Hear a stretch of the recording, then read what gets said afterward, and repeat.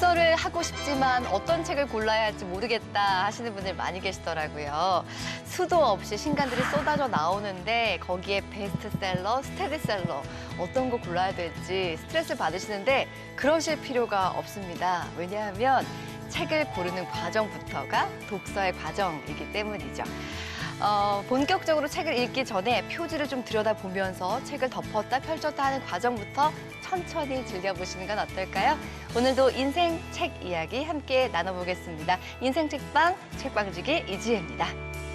국어책, 수학책 어려워, 책 비싸, 책 수혜 권진영입니다. 안녕하세요. 책 소개해드리는 작가, 책소작 이시안입니다. 네, 읽을 땐 몰랐던 숨은 책의 이야기를 들여다보는 아는 척 책방 시간입니다. 이시안 작가님, 오늘은 어떤 책이에요? 예, 오늘은 돈이 되는 이야기를 좀 해볼까 합니다. 드디어 오늘 재테크 특집인가요? 그렇죠, 어디다가 투자를 해야 되는데. 투자를 안 해도 되고요. 그래요? 우리 주변을 황금으로 바꿀 수 있는 이야기예요. 에이, 제가 사실 이시안 작가님을 굉장히 신뢰하지만 오늘은 믿음이 안 가네요. 그러니까. 이게 믿기지 않겠지만 사실입니다. 우리 주변을 황금으로 바꿀 비결을 소개해드린 책이라고 보시면 될 것 같고요. 많은 분들이 아마 아실 거예요. 연금술사입니다.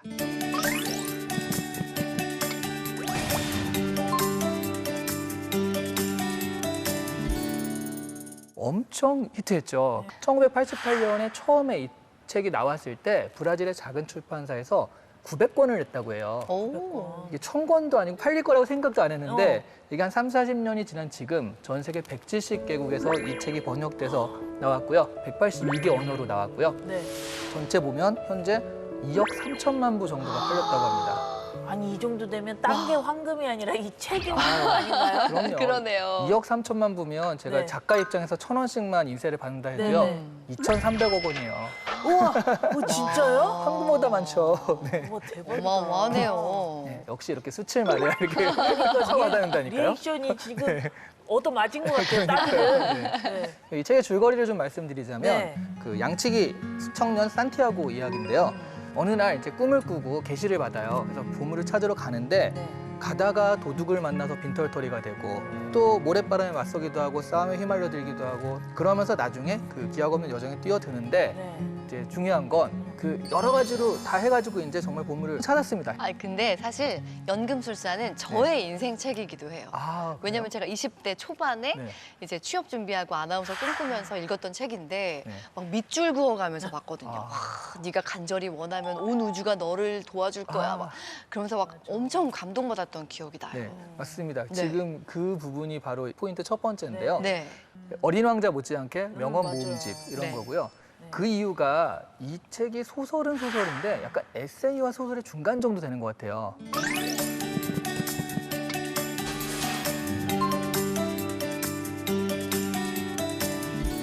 파울로 코엘료 자체가 원래 소설가가 아니거든요. 네. 음반 회사의 중역이었어요. 네. 그러다가 이렇게 살아서는 안 되겠다 해서 38살 때 그냥 다 때려치고 영적 탐구에 나섭니다. 산티아고 길도 순례하고 막 이러다가 그때 경험을 바탕으로 만든 게 이 연금술사 책이거든요. 그러다 보니까 자기의 명상 이야기라든가 네네. 이런 영적 체험 이야기들이 많이 들어가다 보니까 명언들이 되게 많아요. 인생을 살맛나게 해주는 건 꿈이 실현될 수 있다는 믿음이라네. 뭐 이런 것도 있고요. 자네가 무언가 간절히 원할 땐 온 우주는 자네의 소원을 들어줄 것이다. 이런 얘기도 있고요. 그대의 마음이 있는 곳에 그대의 보물이 있다는 것을 잊지 말게.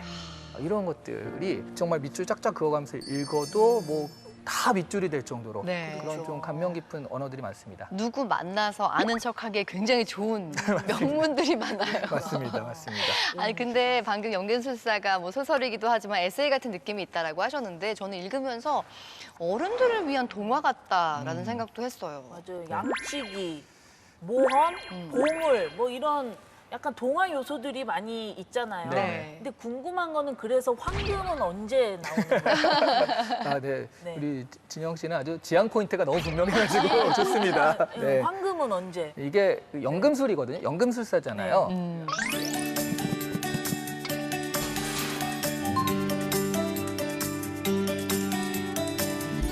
연금술사가 원래 영어로 뭔지 아세요? 연금술, 연금술. 연금술샤. 네. 알케미거든요. 알케미라고 해요, 영어로. 오. 거기서 나온 게 케미스트리, 화학이에요. 우리가 이렇게 되게 그 잘 맞는다 할 때 케미가 좋다고 맞아요. 하잖아요. 네, 이게 네, 화학적으로 잘 맞는다는 얘기고 그게 알케미에서 화학이 나온 거예요. 그러니까 연금술을 하려고요. 뭐 이것저것 섞는 과정에서 화학이 발전한 거죠. 근데 더 중요한 건 이겁니다. 왜 사람들은 그렇게 황금에 그 눈이 뒤집혀가지고 이렇게 연금술을 추구했을까요? 그러니까 여기서는요. 얘가 있으면 얘를 자체를 황금으로 만드는 게 아니라 네. 이거를 황금으로 만드는 돌을 만들고 싶어 했어요. 그걸 이제 철학자의 돌, 마법사의 돌이라고 했습니다. 네. 그건 뭐든지 다 금으로 만들어주나? 그렇진 않아요. 아유, 그러니까 이게 연금술에서 만드는 이 마법사의 돌은요. 모든 사물을 그 진화의 끝으로 데려다 줍니다. 근데 옛날 사람 생각하기를 금속의 진화의 끝이 금이라고 생각한 거예요. 네. 그래서 납이나 이런 금속에 대면은 얘가 금이 된다 생각했기 때문에 이제 연금술인데 어. 이거를 왜 사람들이 찾아 헤맸냐면 사람한테 되면은 네. 사람의 진화의 끝은 무병장수예요. 그리고 불로장생이에요. 안 죽어요. 그래서 불로불사의 꿈을 이루기 위해서 이 연금술을 연구한 거예요. 진시황의 불로초처럼. 네, 그렇죠. 근데 산티아고는 보물을 찾는 중에 정말 많은 일들을 겪잖아요. 네. 뭐 재산을 다 털리기도 하고, 뭐 새로운 사람 만나서 다시 일하게 되면서 부를 축적하게 되는데 사실 그 정도 부를 축적하면 그냥 눌러 앉을 것 같거든요. 맞아. 그런데 거기서 만족하지 않고 새롭게 과감하게 도전을 떠납니다. 이게 결단력인 건데. 그러니까 그렇게 하면서 이제 성장하게 되는 게 아닐까 싶어요. 네. 그렇죠. 근데 그렇게 해가지고 언제 보물 찾아? 지향점이 분명히 있습니다. 이제 보물을 찾아야 뭐 타이밍이 됐죠. 네. 그래서 이제 마지막에 보물을 찾으러 갔는데 이게 정말 어떻게 생각하면 허무한 결론이기도 한데요.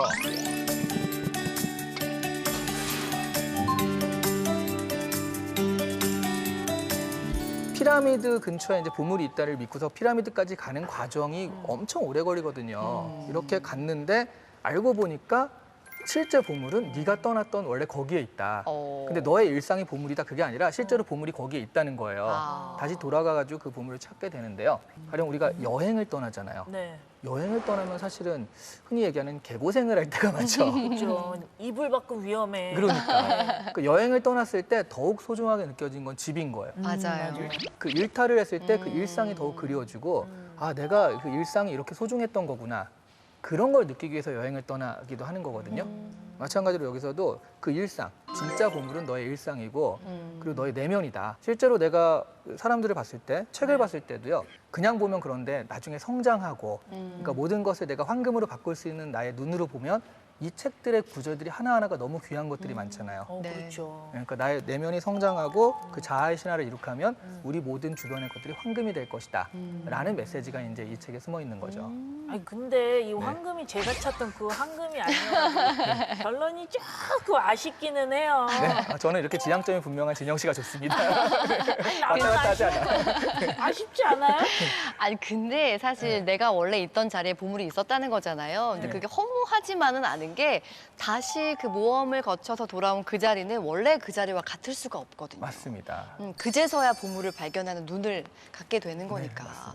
이게 워낙에 어릴 때 읽었던 책이라 저도 약간 그 느낌이 다르다는 생각이 좀 들었어요. 하지만 결론을 말하면 주변을 황금으로 만드는 힘은 나 자신이 황금처럼 빛나는 시간을 만드는 것이 아닐까 하는 생각도 하게 되었습니다. 저의 인생책이기도 한데 오랜만에 다시 꺼내서 읽어보고 싶었어요. 아는 척 책방 연금술사 만나봤습니다. 다음 주도 기대할게요. 네.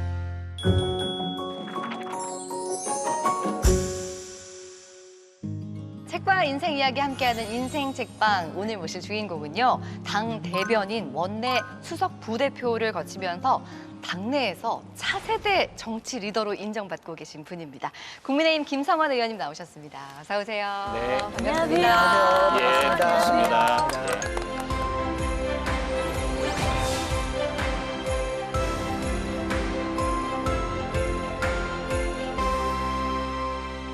제가 뵙기 전에 의원님의 개인 홈페이지를 들어갔더니 네. 김성원 사용 설명서라는 메뉴가 있더라고요. 와. 근데 그 이름이 뭐랄까 정치인으로서의 김성원을 잘 사용할 수 있는 방법을 만드신 것 같아서 굉장히 네. 반가웠어요. 아이고, 감사합니다. 네. 오늘 저희가 인생 책방에서는 의원님을 어떻게 사용하면 될까요? 우리 뭐 인생 책방 그 매뉴얼대로 사용하시면 좋은데요. 네. 사용하시고 네. 제가 AS는 확실하게 해드리겠습니다. 와, 좋아요, 좋습니다.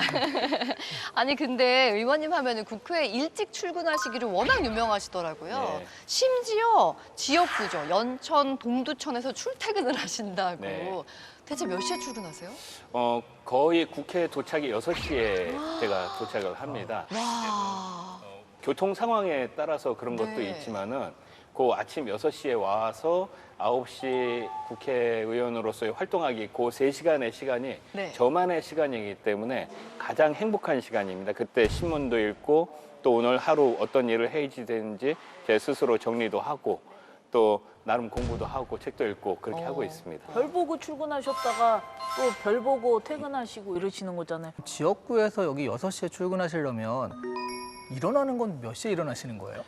거의 한 5시쯤에 출발합니다. 그러니까 한 4시 40분쯤에 일어나고. 정말 한동안 정말 아침형 인간, 새벽형 인간이 성공한다라는 책도 있었는데 이렇게 새벽을 여는 의원님의 인생이 굉장히 궁금해집니다. 오늘 의원님의 인생 책을 통해서 함께 이야기를 나눠볼 텐데요. 오늘 의원님께서 선정해 주신 책은 짜잔! 코끼리는 생각하지 마라는 책입니다. 제목부터 뭔가 느낌이 강렬하죠? 어떤 책일까요? 함께 보시죠.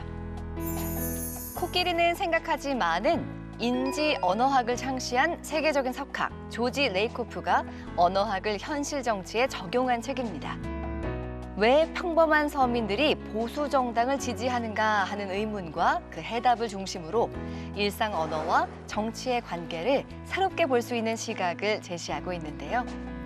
프레임에 덫에 걸린 세상을 해부해 전 세계 지식인들의 열렬한 지지를 받고 있습니다.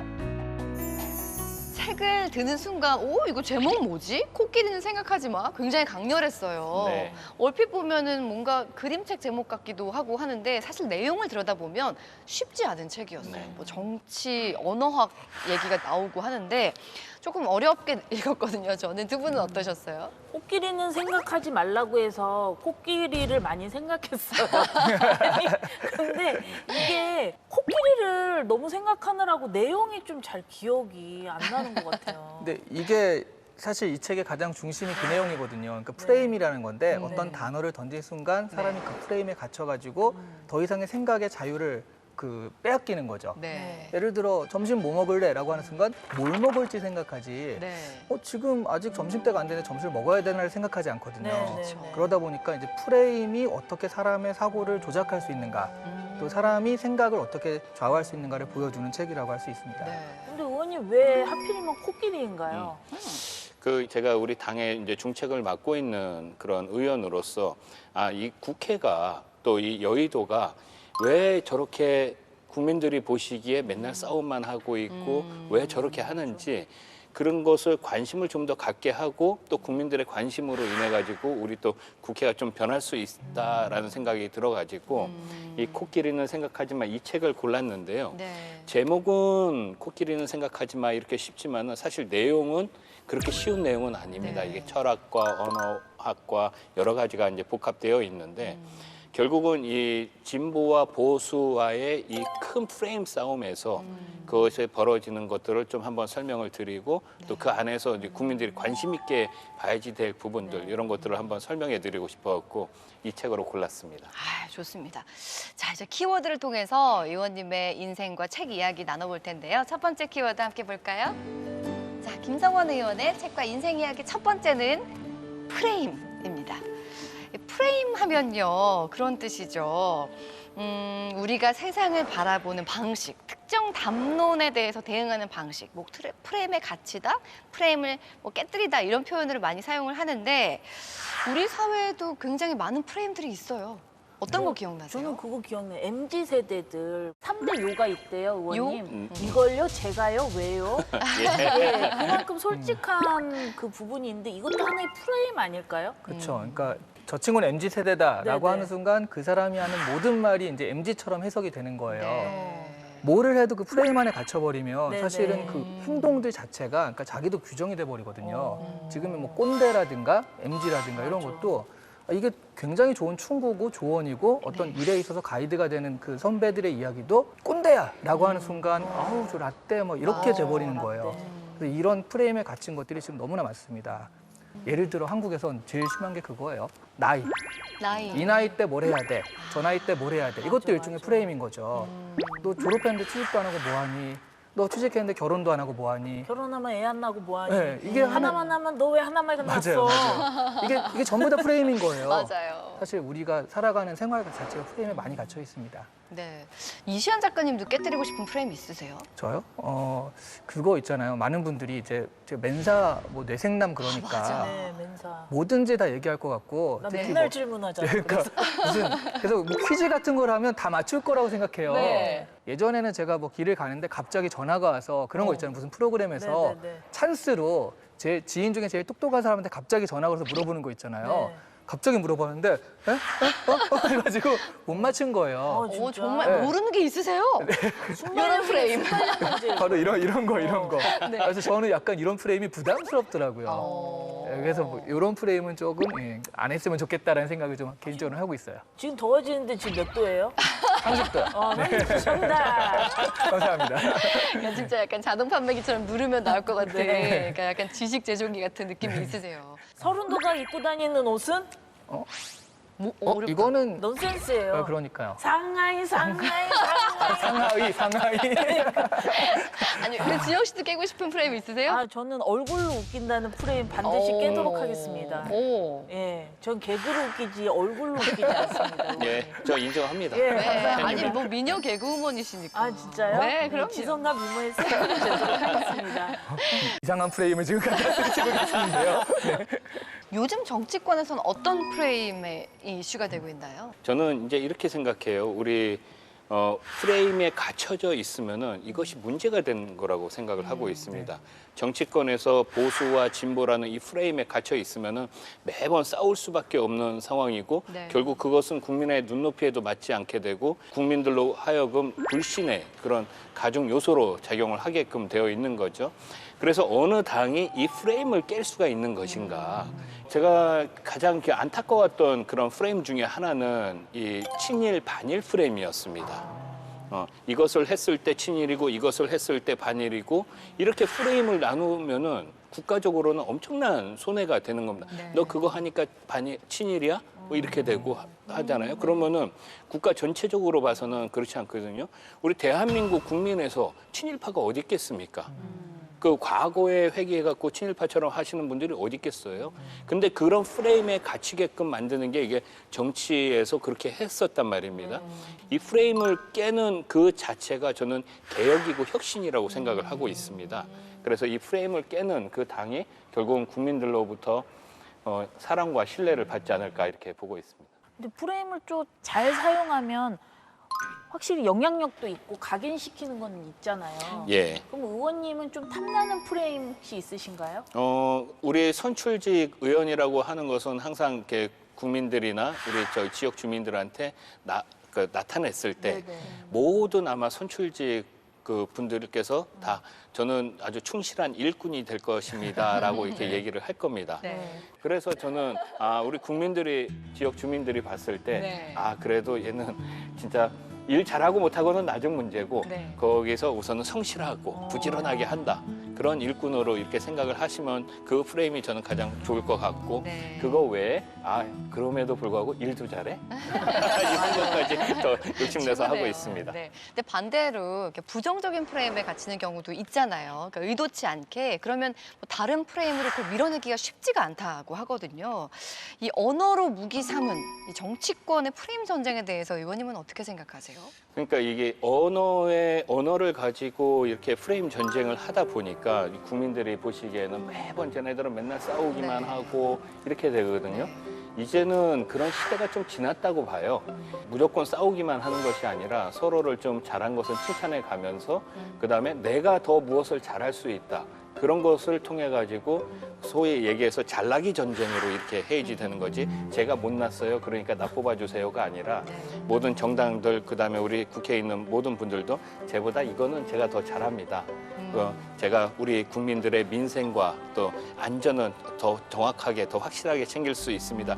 이런 프레임을 깨기 위해서는 그런 식의 개혁과 혁신을 통해서 국민들에게 가까이 가는 게 좋고 또 그러한 결과물들이 실질적으로 어떤 국민들의 삶에 어떤 질 향상에 실질적으로 느낌이 왔을 때는 그것이 국회에 대한 신뢰가 올라가고 정당에 대한 신뢰가 올라가지 않을까 이렇게 보고 있습니다. 프레임 논쟁이 가장 많은 곳이 정말 정치권일 것 같은데 사실 이 프레임이라는 것 자체가 어떤 유권자들의 표심을 어떻게 향방을 결정하는 굉장히 네. 중요한 거기도 하잖아요. 예. 과거에 이제 프레임에 갇혔을 때 가장 나쁜 영향 중에 하나가 가짜 뉴스, 그다음에 트릭, 그다음에 스핀 뭐 이런 거거든. 속임수. 네. 근데 이런 것들을 깨줘야지 되는 건데 이 프레임들을 어떻게 깨줘야지 되는 것은 저는 국민들의 이 참여 의식이 같이 함께 해줬을 때 저는 모든 국민들이 좀 더 정치에 관심 있고 또 함께 했을 때 지금 말씀하신 부분처럼 그런 것들을 다 함께 해소할 수 있지 않을까 이렇게 생각하고 있습니다.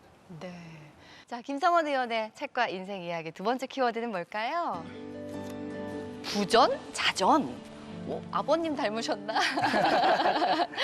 어릴 때부터 의원님께서 나중에 크면 정치를 해야겠다라고 막연하게 생각하셨다고 들었는데 그 진로를 결정하는데 가장 큰 어떤 영향력을 주신 게 아버지라면서요. 예, 그 외형적으로 닮은 것은 어머니 좀 닮았고요.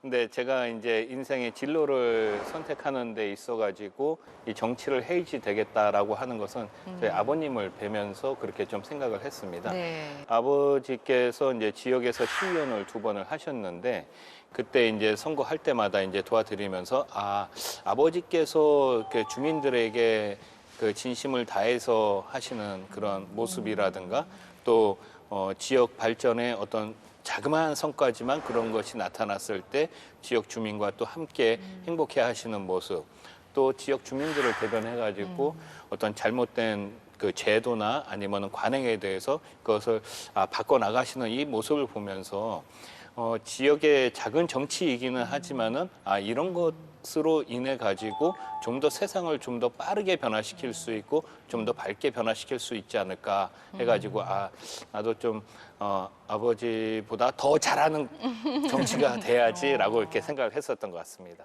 보통은 아버지가 정치인으로 너무 바쁘면 가정일보다 밖에 일이 더 바쁘실 테니까 섭섭할 것 같거든요. 근데 말씀 들어보니까 직접 이렇게 돕기도 하셨고 그럼 가까이서 많이 뵙겠어요. 네, 그 실제 선거 운동 과정 중에 하나 네. 이제 말씀드리면은 그 당시, 그러니까 과거에 선거 운동 했을 때는 이제 어깨띠 하나 두르시고 이렇게 소형 확성기 하나 들고 이 선거 운동을 다니셨는데 네.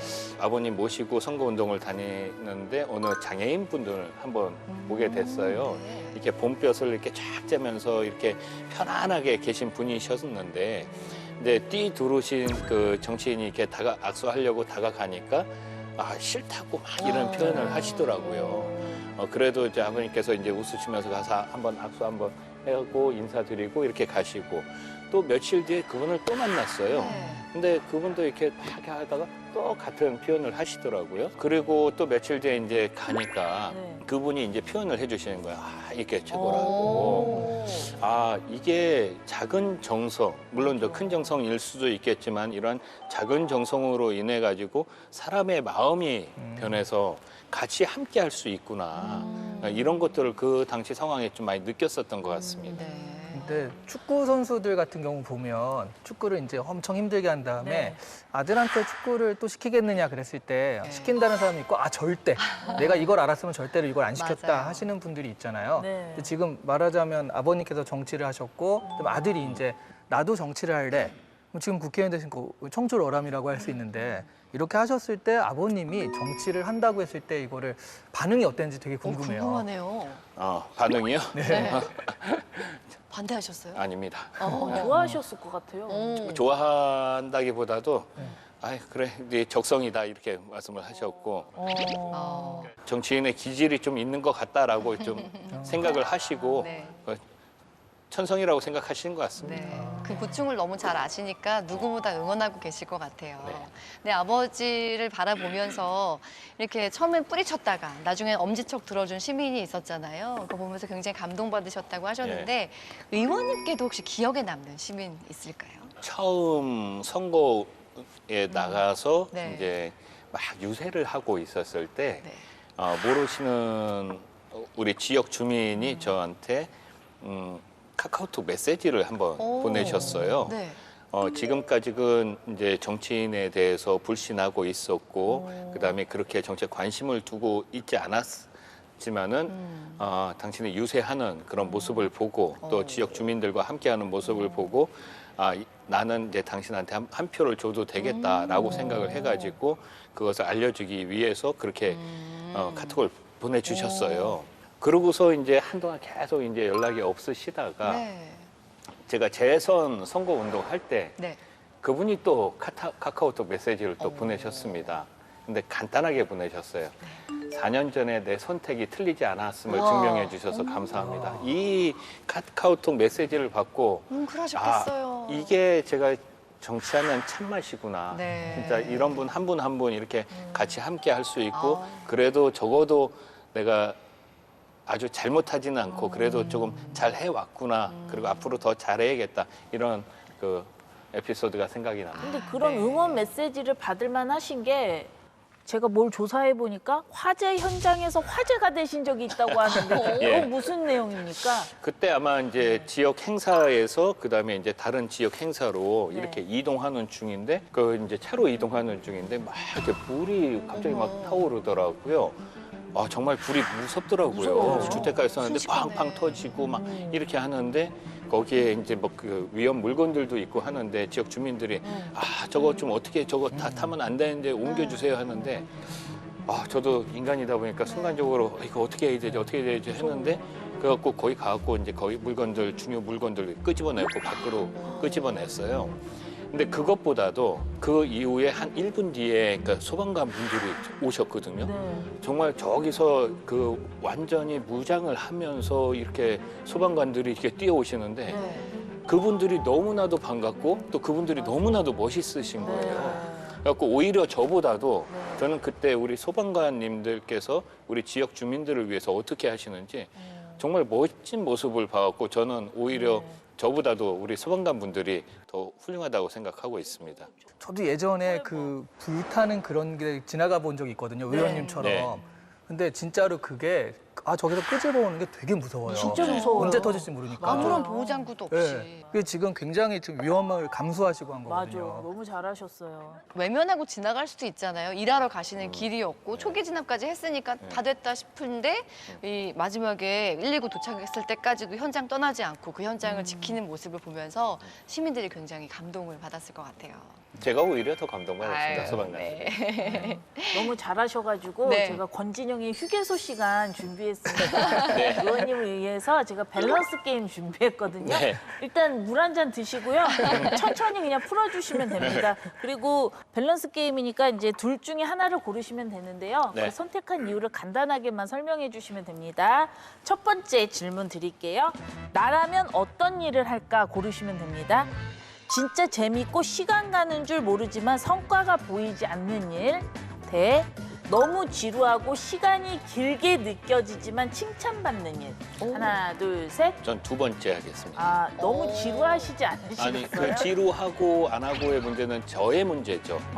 결국은 좋은 성과를 낸다는 것은 네. 이게 이제 공복이라고 저희가 표현을 하지 않습니까? 네. 여기 계신 모든 분들은 힘들고 지루한 일이지만은 그것을 이뤄내야지 많은 다수의 국민들이 행복할 수가 있기 때문에 그거는 그렇게 아마 여기 국회에 계신 분들은 다 2번 선택할 것 같습니다. 그럼 또 두 번째 질문 예. 드리겠습니다. 둘 중 하나를 선택해 주세요. 7선까지 보장돼 있지만 인기 없는 정치인데 선거 때마다 아슬아슬 아주 애간장 타지만 인기 많은 정치인. 하나, 둘, 셋. 전 두 번째. 너무 아슬아슬하지 않아요, 의원님? 아슬아슬하다는 그런 것도 있겠지만요. 네. 저는 어쨌든 그 선거라고 하는 것은 그 저에 대한 이제 평가가 주된 평가라고 생각을 하고 있습니다. 실질적으로 어떤 뭐 정당의 지지율에 따라서 다를 수도 있지만은 초선에서 재선 넘어갔을 때 그때 우리 지역 주민들한테 그 드렸던 말씀도 네. 제가 잘했으면은 다시 한번 뽑아주시고 제가 못했으면 저를 뽑아주지 마십시오 이렇게 말씀을 드렸었거든요. 그래서 저는 그 4년마다 한 번씩 하는 것은 저 스스로를 좀 채찍질할 수 있고 그 다음에 또 그것으로 인해 갖고 좀 더 큰 동력을 발판으로 삼아가지고 더 활발하게 더 열정적으로 할 수 있기 때문에 저는 2번이 맞다고 생각하고 있습니다. 자신감이면서 자부심이 있으신 것 같아요. 그러니까요. 그러니까 주머니에 감 들은 거 아니에요? 자신감. 다음 질문 드리겠습니다. 어떤 술자리를 선호하시는지를 골라주시면 됩니다. 안주는 김뿐, 절친과의 술자리 대 초호화 고급 안주 무한 리필 전체 회식 자리. 하나, 둘, 셋. 저는 1번입니다. 아니, 네. 그래도 먹을 게 많은 두 번째가 어떨까요? 그 먹을 거는 평상시에 우리 지역 주민들이 많이 챙겨주셔가지고 아. 잘 먹고 있어가지고 특별하게 뭐 안주 필요 없을 것 같고 네. 다만 이제 그 아까 말씀하셨듯이 절친과의 이 술자리라고 네네. 하는 것은 그 술자리의 가장 본질적인 목적 아닌가 싶어요. 내가 갖고 있던 그런 생각과 또 친구의 생각, 이런 서로의 생각을 공유하면서 또 고민을 함께 나누고 또 기쁨을 함께 하는 것이 술자리의 목적 아니겠습니까? 의원님 참 말씀도 잘하시고 김 붙으셨네. 잘생긴. 잘생긴. 네, 의원님 다음 질문입니다. 딱 한 번만 다녀올 수 있다면 골라주세요.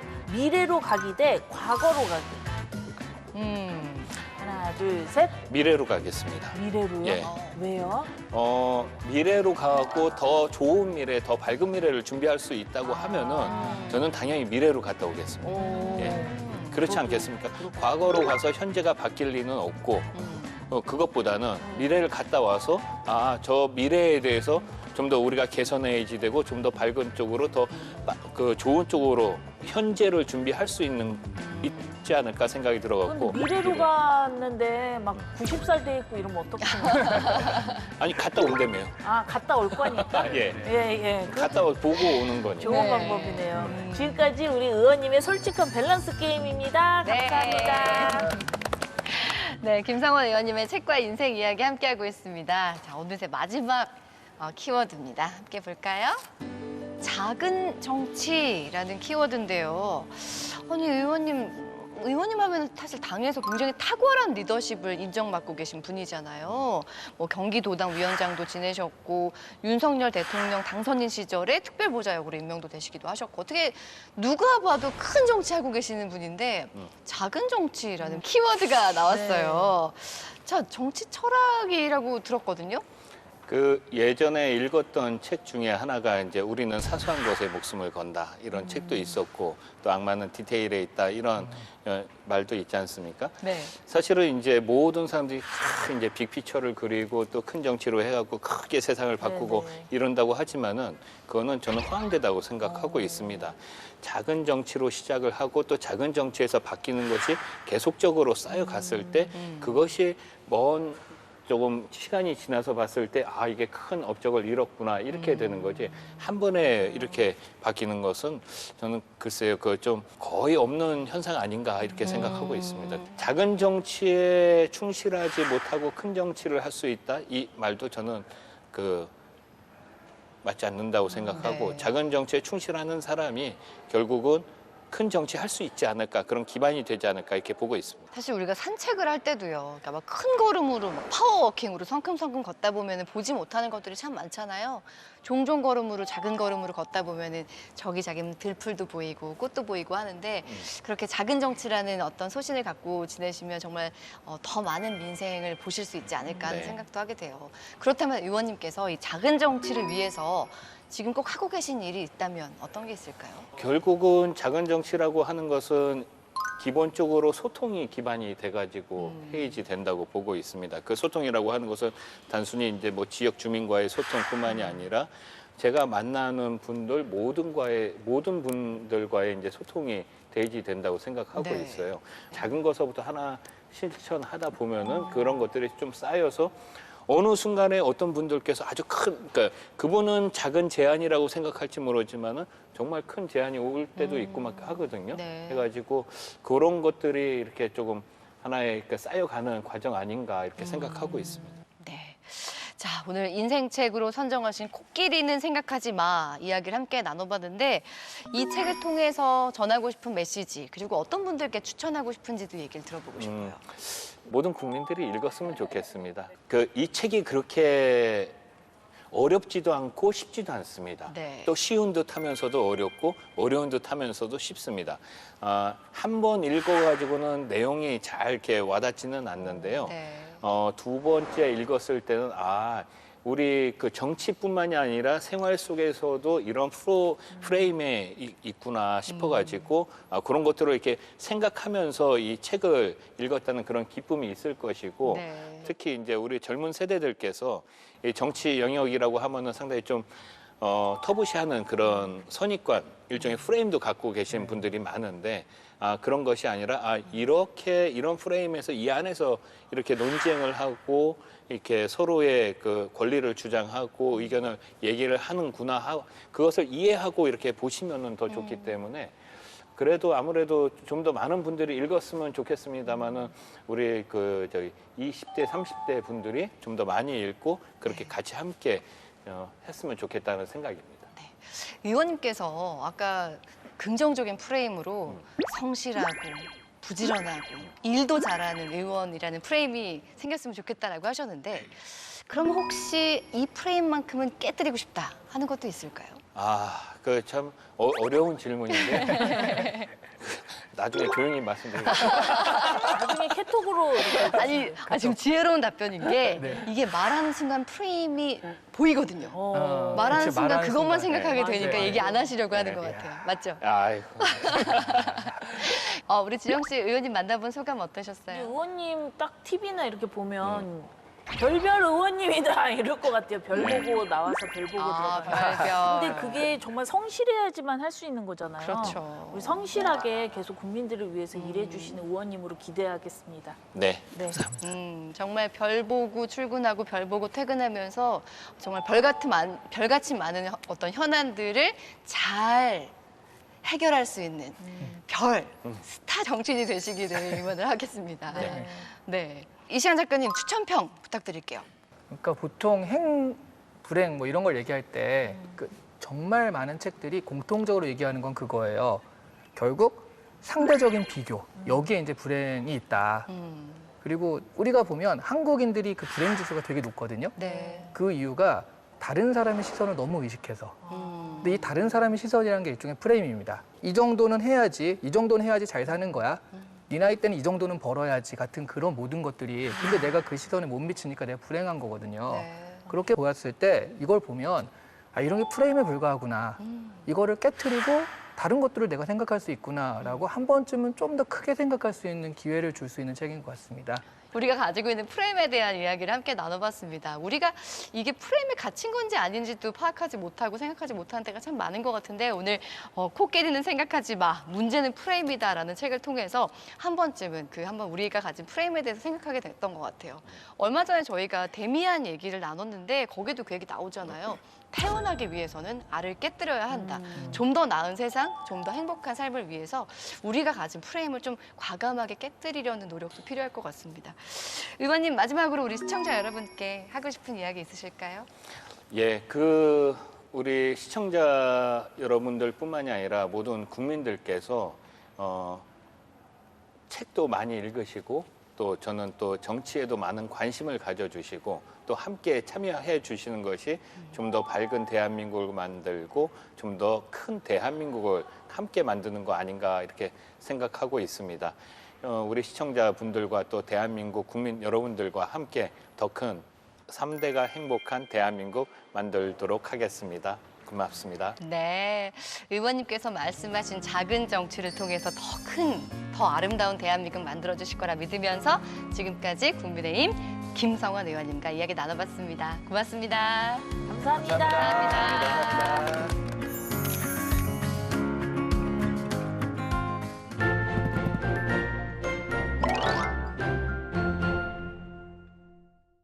MZ세대에 떠오른 키워드가 하나 있죠. 바로 공정입니다. 아무리 노력해도 부모 찬스나 공정하지 못한 방법으로 기회조차 부여받지 못한 청년들이 분노한 상황인데요. 참지 않는 세대, MZ세대에 대해 살펴볼 수 있는 책을 준비했습니다. 책으로 공정에 대해 이야기할 저는 홍재경입니다. 전문가의 금주의 서평과 국회 도서관과 함께하는 화제의 도서도 함께 준비했습니다. 실리콘밸리 첫 번째 시리즈인 실리콘밸리의 팀장들의 저자 킹 스콧은 이렇게 말합니다. 일을 방해하는 모든 것은 아웃! MZ세대는 일과 삶을 융합하다, 워크 라이프 블렌딩이라는 뜻의 워라밸이 무너진다는 생각이 들면 가차없이 퇴사를 결정하는데요. 책에는 대퇴사 시대, 인재 유출 없이 생산성을 올리는 완벽한 팀을 만드는 법이 담겨 있습니다. 저자는 팀원들이 머무르고 싶은 공정한 조직 문화를 이야기하며 편견 없고 차별 없고 괴롭힘 없는 환경에서 오직 일에만 집중할 수 있는 조직을 만들자고 말합니다. MZ세대, 공정한 조직 문화를 만드는 법이 궁금하다면 실리콘밸리의 MZ들을 읽어보시는 건 어떨까요? 아시아 선수 최초 잉글랜드 프리미어리그 무대에서 득점왕을 차지한 우리의 손흥민 선수. MZ세대가 유독 손흥민 선수에게 열광하는 이유가 있다고 합니다. 손흥민 선수요? 공정의 또 다른 이름이죠. 바로 손흥민 선수가 공정의 아이콘으로 떠올랐기 때문인데요.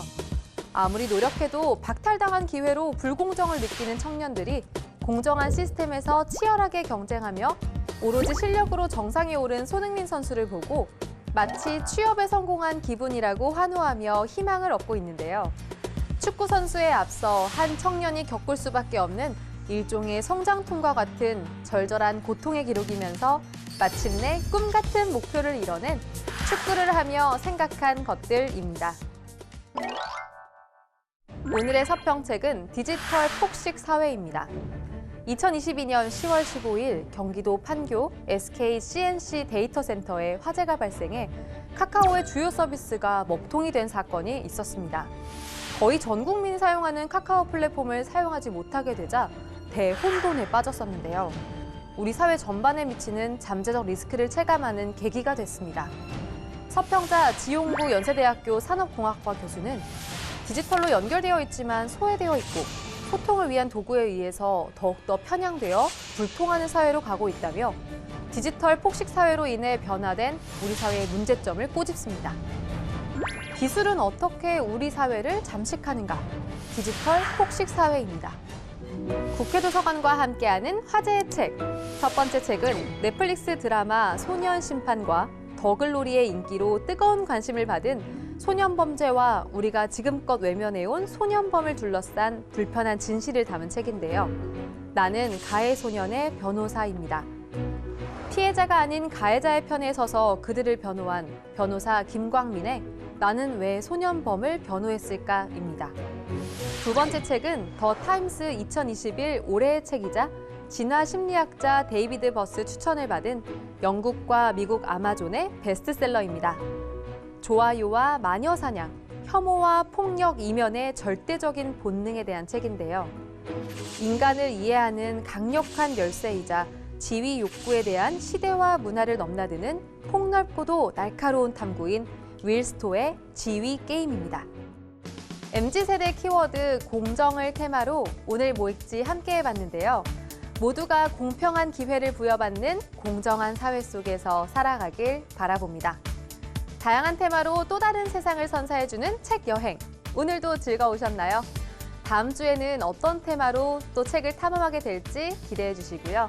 오늘 뭐 읽지는 다음 주 새로운 책으로 인사드릴게요.